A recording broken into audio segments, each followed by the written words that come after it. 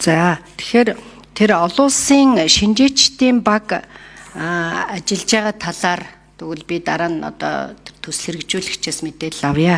Ерөн зүгээр яг одоо дүгнээд хэлэхэд бол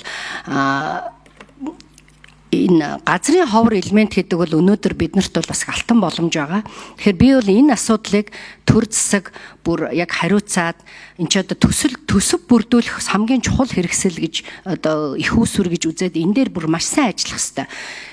Нүүрс ч гэсэн хортойгоо хөрвөл хортой шүү дээ. Тэр байгаль орчныг бол нийтэд нь бол бодоо олгож л байгаа шүү дээ.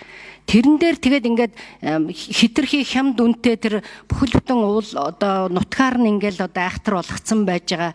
Гэтэл энэ газрын ховор элемент чи өөрөө үн өртөхийн хувьд шал өөр өндөрт өртөгтэй. Тэгэхээр бид нар энэ дээр нь дэлхийн ертөнцийн ч одоо хөгжлийн өндөр түвшинд одоо хиймэл оюухан хөгжсөн үед яг тэр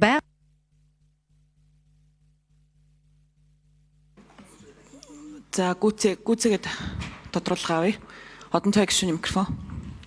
Тэгэхээр энэ газрын ховор элементийг бид явуулдгаар нь явуулаад байгаль орчны бүх тэр наривчсан үнэлгээнүүдийг гаргаад энэ үнэлгээн дээр үндэслээд энэ байгаль орчны нөхөн сэргээл бүх тэр аюул осол сая ураан дээр бас зөндөл ажиллаа штэ.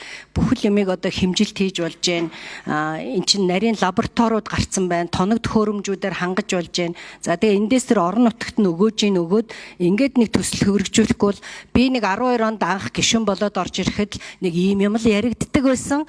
За тэгэл тэр эрд соёлын бодлогод оруулсан одоо хിവэрэл байж. Ерөөс орон нутг нь төр засгтайгаа уулзраа олдгүй хөрөнгө оруулагчтай ингээр чинь яаж манай улсад хөрөнгө оруулагчд орж ирэх юм бэ?